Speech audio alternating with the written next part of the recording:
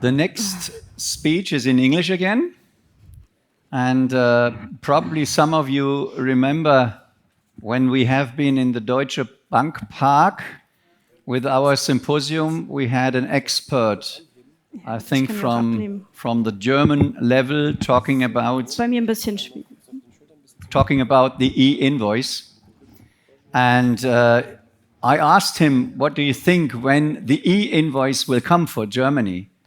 And he said, oh, Oliver, if I look at you and me, we will not experience the e-invoice in our business life.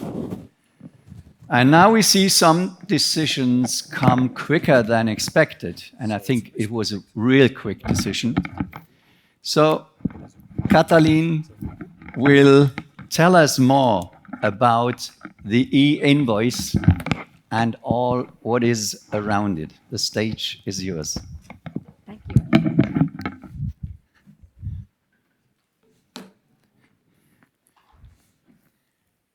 Thank you very much. Just a brief introduction from our side. My name is Katalin Kauzli. I am a co-founder of Partner Hub.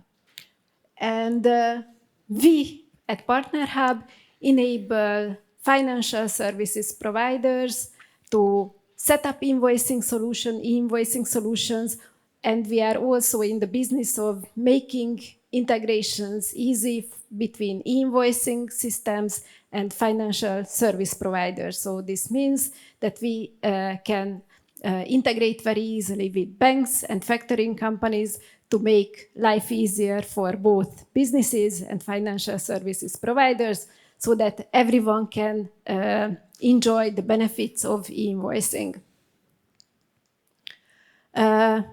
We are a small company based in Hungary. Up until now, we set up solutions for banks with which they can provide value-added services for their SME customers.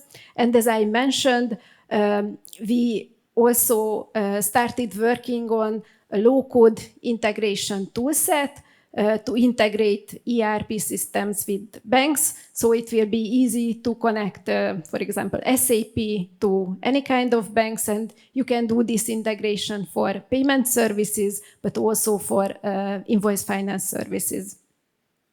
We did such integrations with two banks in Hungary. One of them is OTP Bank, and the other one is Raiffeisen Bank. Why e-invoicing is such a hot topic? Because it's coming everywhere. At the moment, 80 countries either having e-invoicing regulations or they have on the roadmap. And so it's a lot of countries, and a huge part of the global economy is affected because 60% of global GDP will be affected by invoicing in the next couple of years. And as I mentioned, 60 plus countries are planning or having a roadmap for e-invoicing. What e-invoicing means, what e-requirements means. In the EU, there is a forthcoming regulation called VAT in the digital age. You might have heard of it. It's called VIDA. It lays out basically three things in terms of e-invoicing and e-reporting. E-invoicing means the digital or electronic data exchange between a buyer and a seller. Sometimes it happens directly, sometimes it happens through a tax authority. It will depend on the country. If we are talking about e-reporting, that means that businesses need to submit their invoice data or some kind of subtracted invoice data to the tax authority for VAT purposes. And when we are talking about e-audit, that would be a structured file based on invoice data submitted to the tax authorities. So this is when we are talking about invoicing from the government perspective. And the reason that governments are pushing e-invoicing is quite straightforward. They want to decrease the VAT gap. In Europe, you can see that this VIDA is expected to be accepted. It has not been accepted in June, but now the planned deadline for an EU-wide mandate is 2030. Up until 2030, all countries will introduce some kind of e-invoicing scheme. The countries have kind of freedom to decide what kind of schemes they want to implement. There are guidelines how the invoice data structure look like. For Germany, yes, invoicing is coming. So from January the 1st, 2025, German companies need to be able to accept invoices.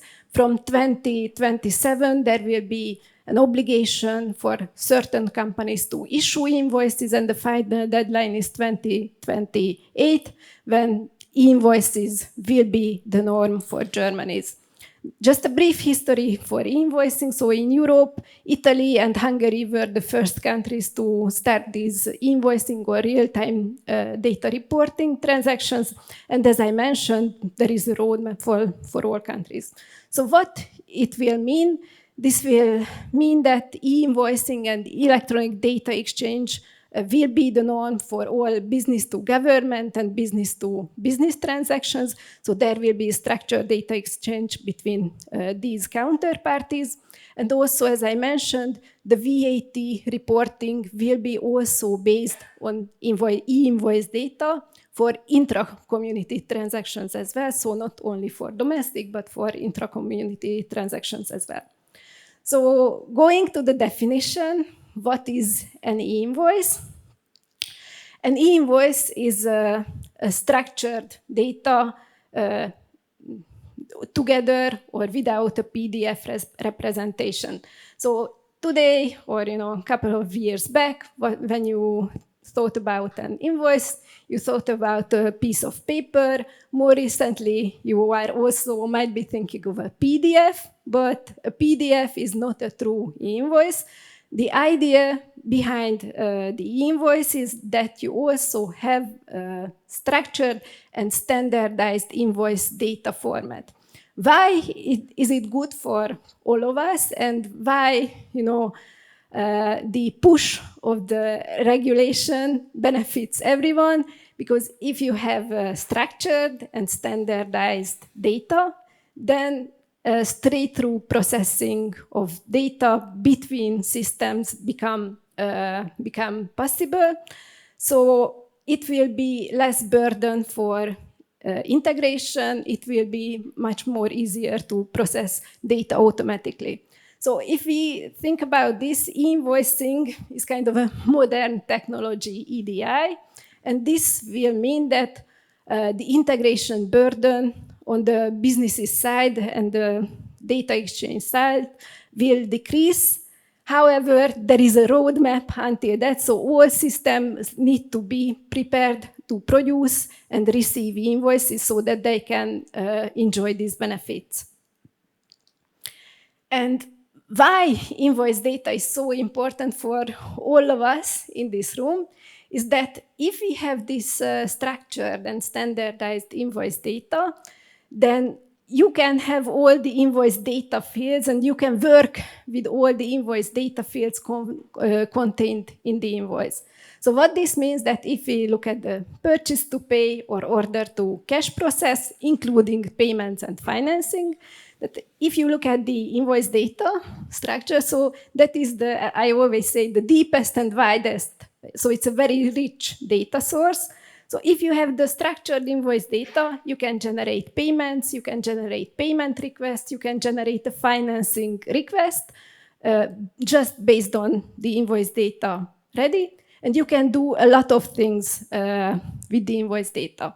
So it can help factoring companies to digitalize their processes, to decrease their operational costs, but also the risk costs. So invoicing just, will open up a completely new world for factoring companies as well.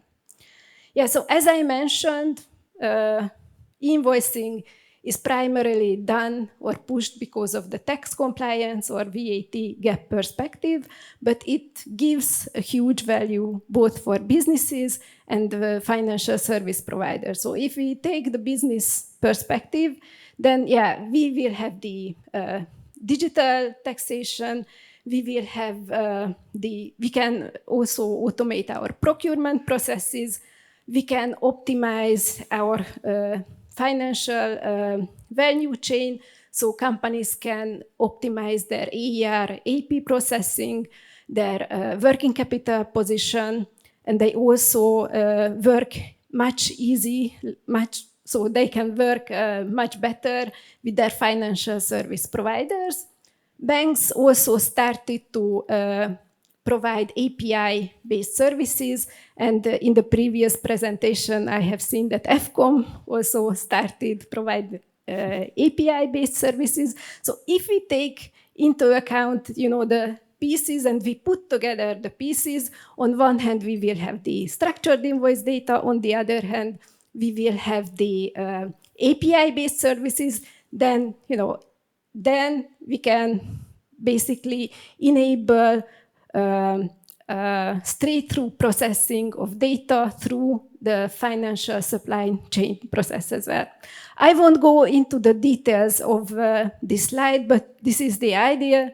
We have the corporate ERP system on the one side. We have the financial service providers on the other side, and they will be able to exchange data or communicate with each other seamlessly with much less integration burden than before. And it will mean cost saving, time saving on both sides, because if we decrease the integration costs, that will mean less investment on the company side, but also less investment on the financial service provider side, because it will mean less support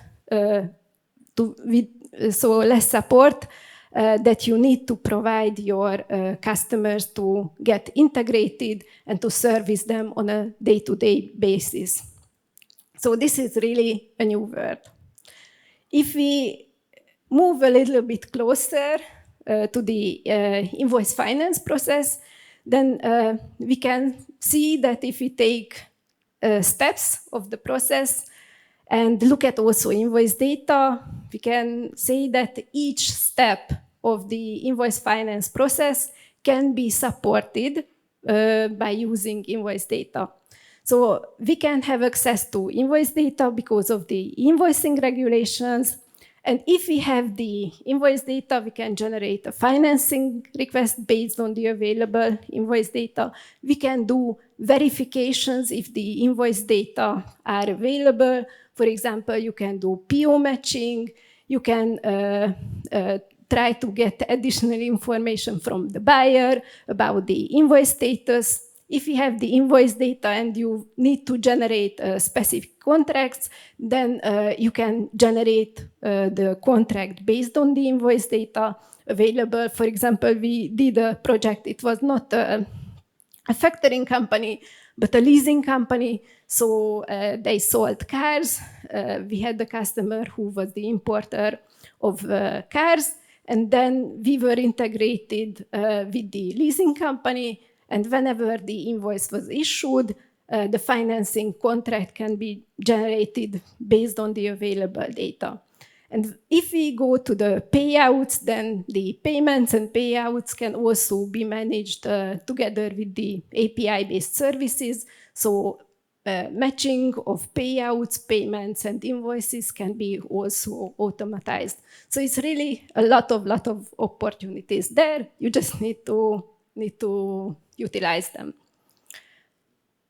The big question is always, okay, fine, this is very nice, but how can I get access to invoice data and how can I, start using it?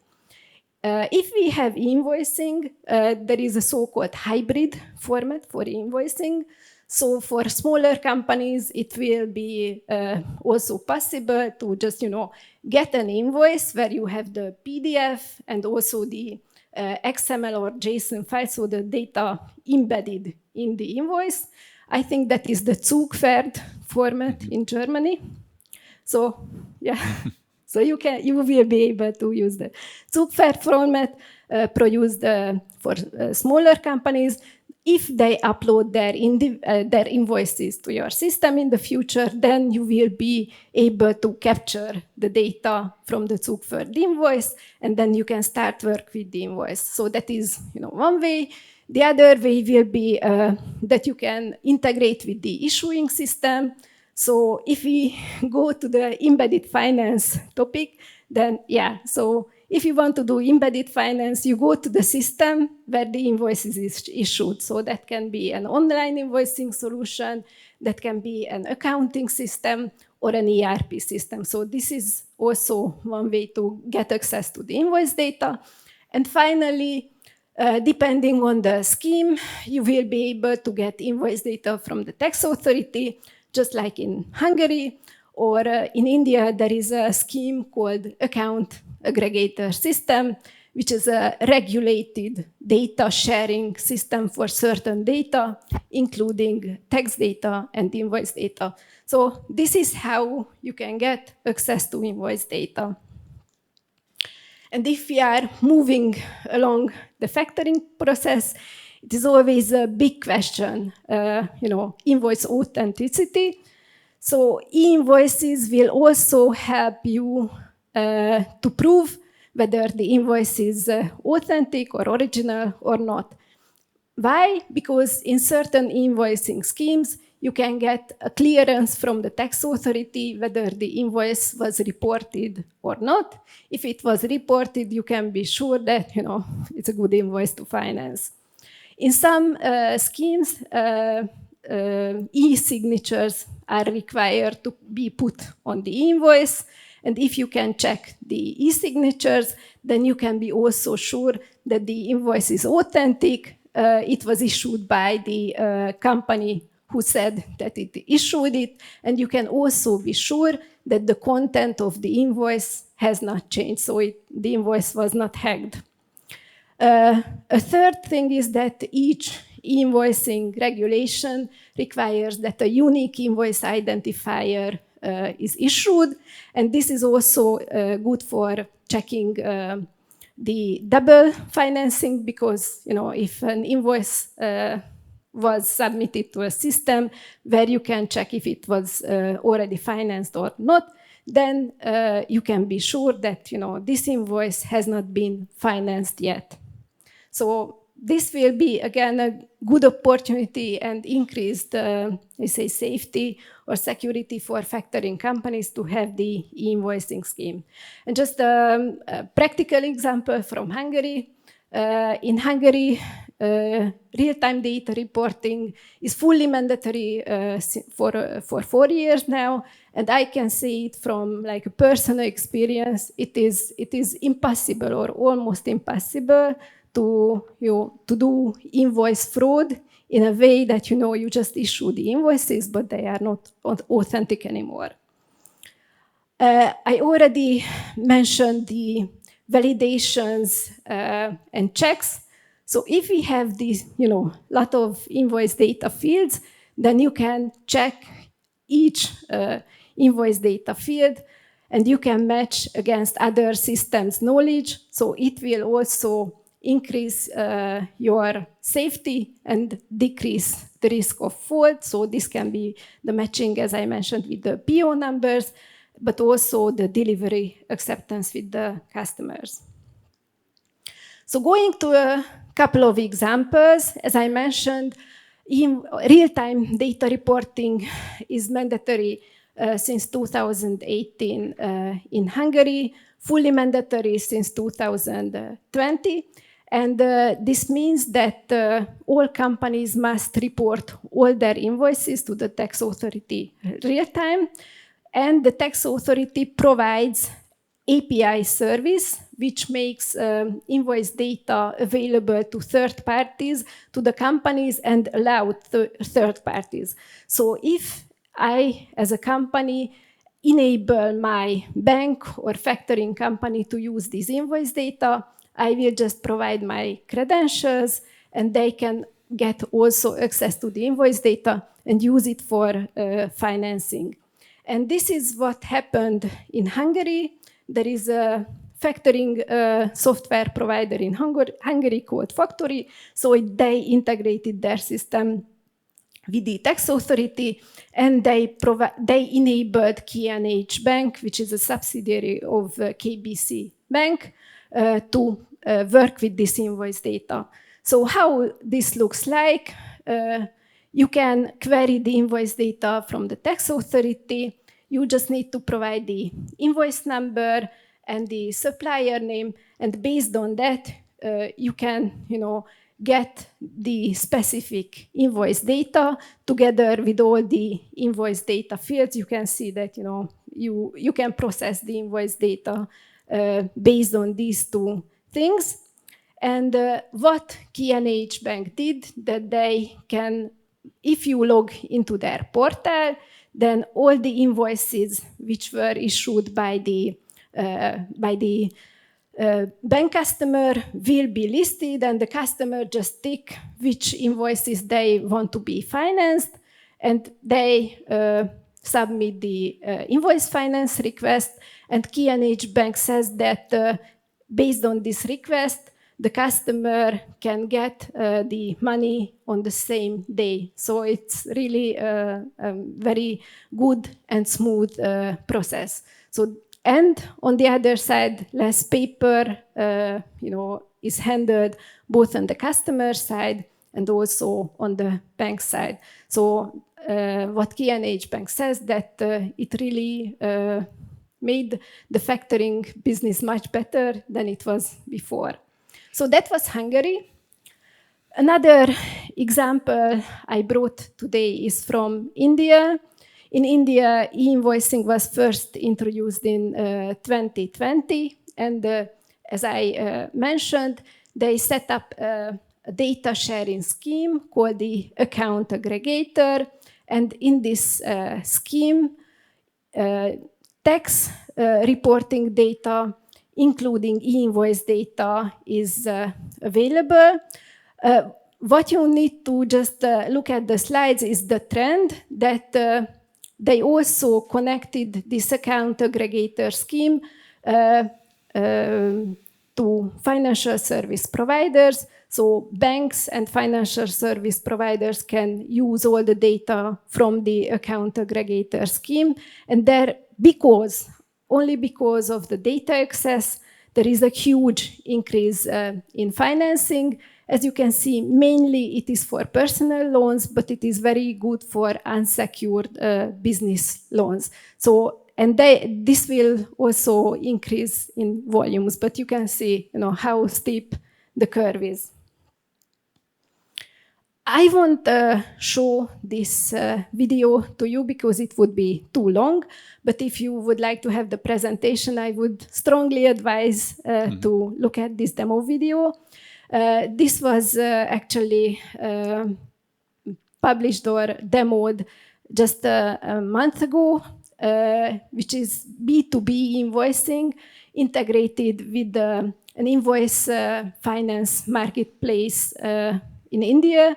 So what the demo shows is that a business issues an invoice, sends to the counterparty. On one hand, it is paid. On the other hand, an invoice finance request is submitted to these invoice finance marketplaces, and the financing is done within a couple of seconds. So please watch this video. It will give you a very good idea how it can work in practice. Again, back to Hungary. It will be kind of the starting of the demo session. And also for embedded finance. So there is a big online invoicing provider in Hungary called Számlász.hu, and they integrated fully with the Hungarian factoring company called Bafactor, and they enable embedded finance. So whenever a customer issues the invoice, then the invoice data fields are captured and used by the factoring company real time. And the financing can be available within 24 hours. So this is how it looks like. You can issue the invoice. You can put obviously the customer name, item name, price data, so the invoice amount to be financed. And whenever the invoice is issued, a real-time risk check is run on the factoring company side, and they will say to the customer, okay, you can finance this invoice or not finance this invoice. And if the risk assessment is positive, so it can go on, then as I mentioned, the customer can have the invoice financed within 24 hours. And this is particularly important because in Hungary, and I don't know about the other markets, but factoring somehow was or is the game of the big guys. Christian also mentioned that they wanted to focus on the small guys. So this is the way to service the small guys.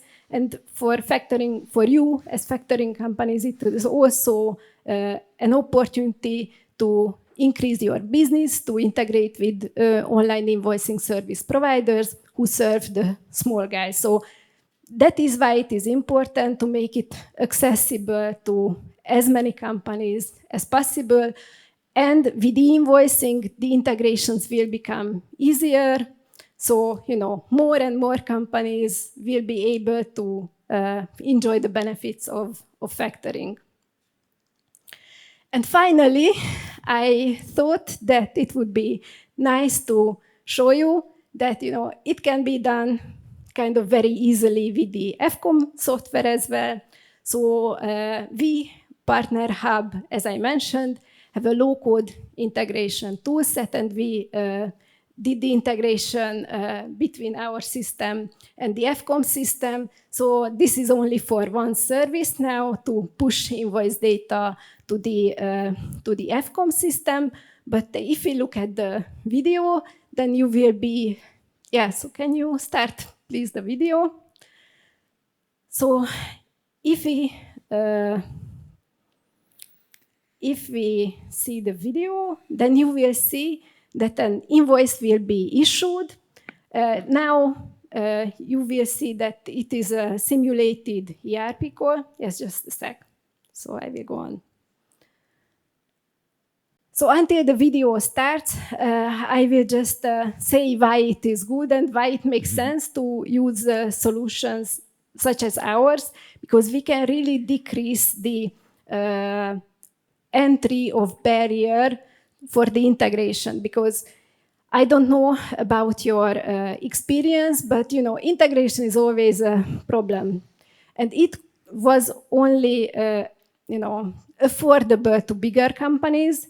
If you decrease the barriers for integration, then the mid-sized companies can also be involved in the potential customer base. So that's why it is important, so that we have lower barriers for invoicing.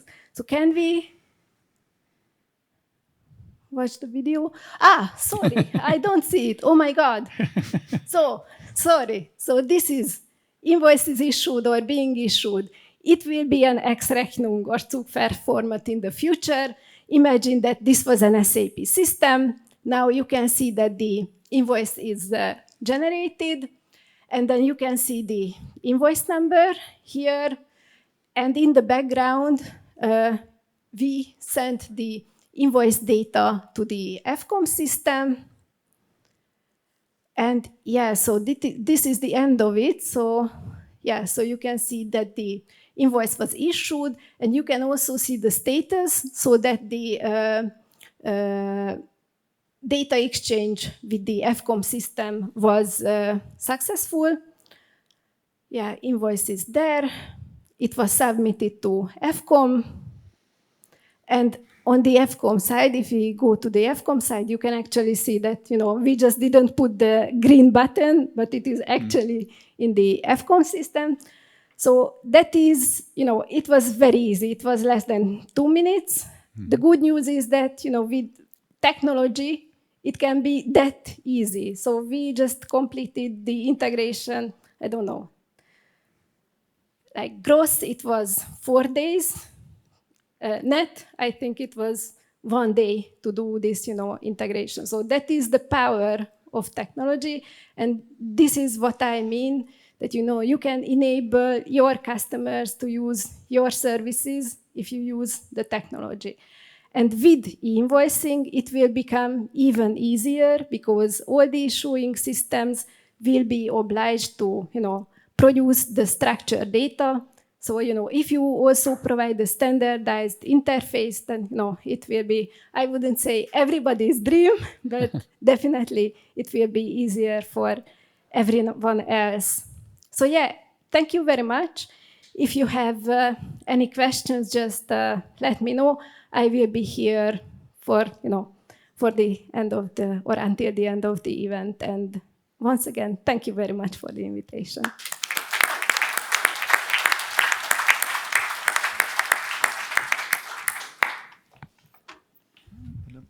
Yeah, do you have any questions?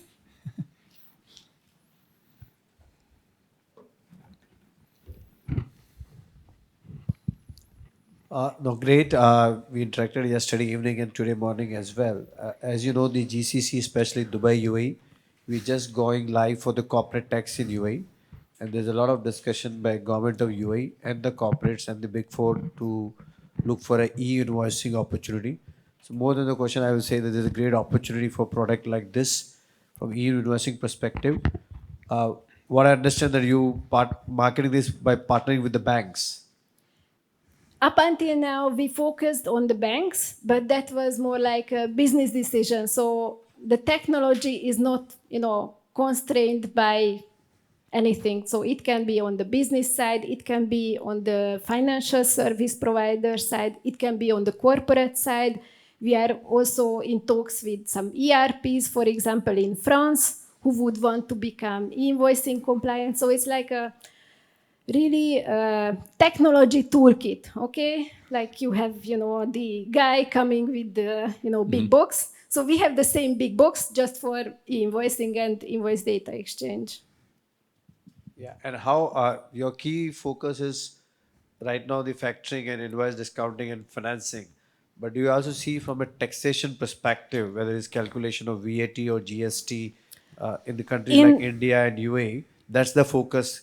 So they are yet to come to the factoring level, the countries are evolving, but right now the focus of these, both the countries on the, from the perspective of the VAT and the GST. Yeah, it depends on the country-specific regulation, who does what, okay? Because in European countries, the taxation system was there. So the ERP and the accounting system do the tax calculation. For example, in India, the e-invoicing service providers who are licensed, they are also required to calculate the GST, so the sales tax as well. So the platform can be used to do that as well.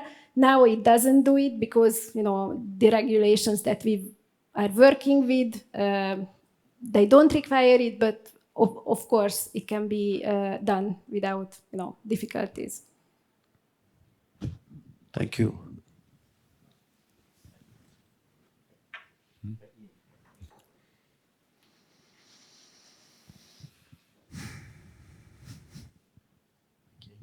Hi. So the data extraction of invoices in sort of more sort of established markets has been available for some time, and the providers of those would suggest that it hasn't been widely taken up, predominantly because of the end client's reluctance to allow the bank to extract data directly from their systems. Have you found in the markets where e-invoicing has become compulsory, where there is more sort of appetite, if you like, from the end client to allow the banks into their systems to extract the invoice data?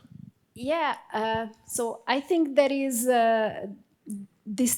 so you can distinguish customer segments, like, small companies don't care that much. But so and big companies don't want to share their data. So that can be, a distinction, or even with the data sharing that, they would like to share, but they don't want to put it on, a third-party system. So it's more like the data security issue, also not only the privacy, but the actual security. However, if the tax authority sees everything, then you don't really have secrets anymore in that sense. So I think it will be less reluctance on the company side to share data with their financial service providers. And if you can define the scope, why do I share this invoice, then you share the invoice anyway, right? Then it will be now easier. And if you can give something in exchange to the company, so say, okay, if you share all your invoices, I will give you 0.5% less interest rate. Then there is an incentive to share the data. So it will be like a balance of pros and cons. Thank you.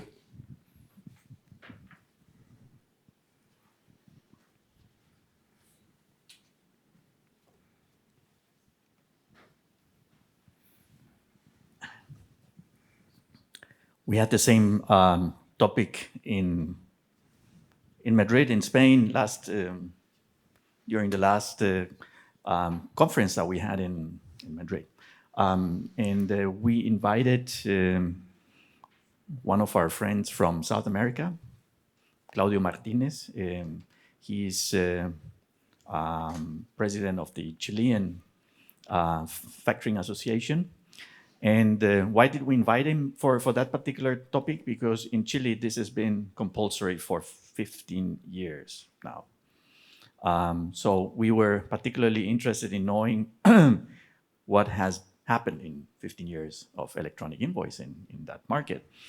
And interestingly enough, he said, well, I don't know if it's because the factoring market has grown by itself, but fact is that since it became electronic, and it's basically state-owned store. So if you issue an invoice, there is an entity, a public entity that's storing it.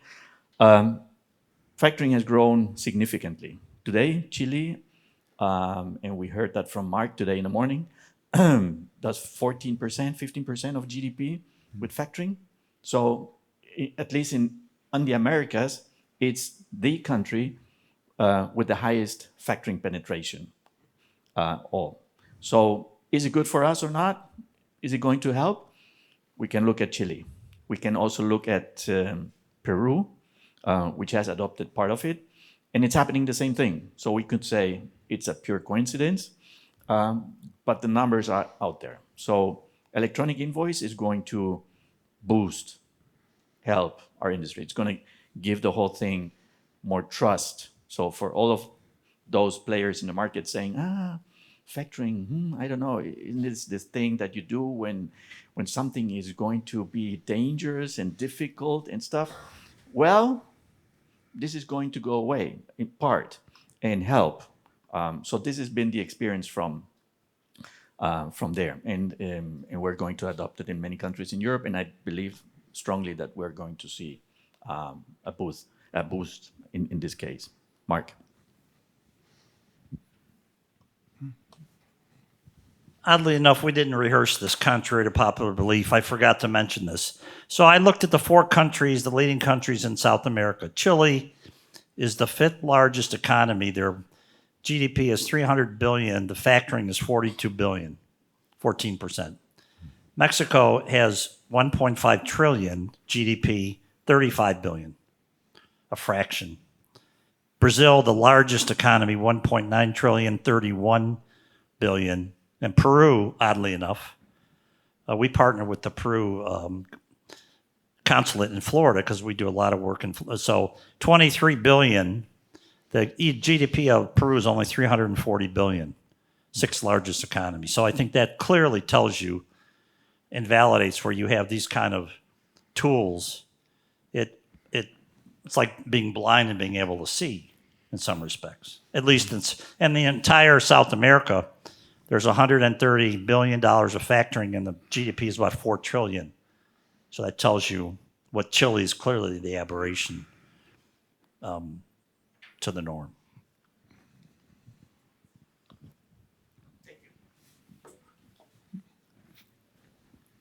Just a second.